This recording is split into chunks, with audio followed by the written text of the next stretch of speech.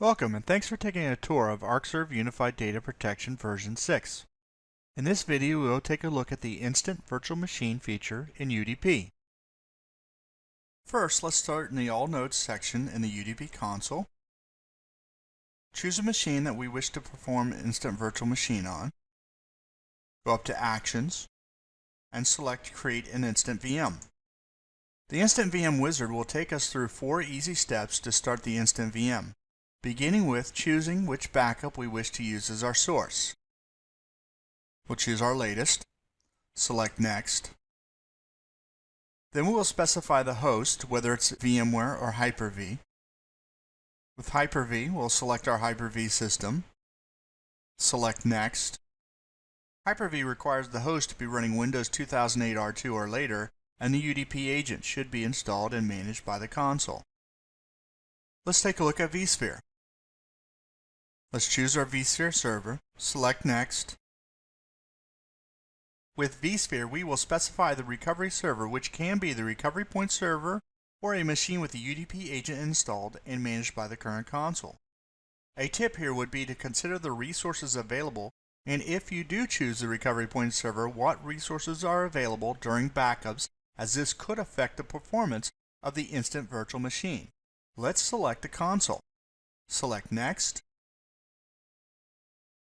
The final step is to provide our virtual machine settings. The VM name, a prefix is given to identify the machine as an instant virtual machine, and you can edit this. Let's give it a description.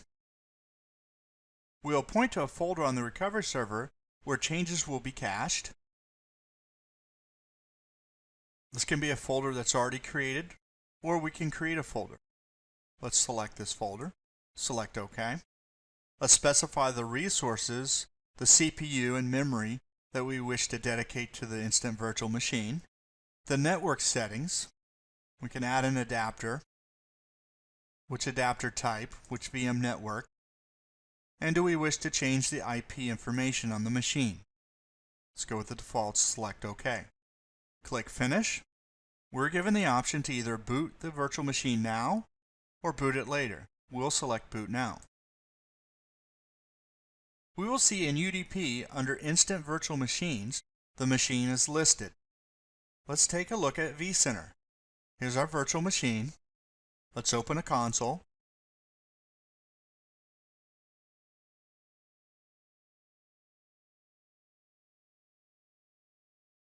And watch it start up. While we're waiting for the machine to start, here's some other things to consider.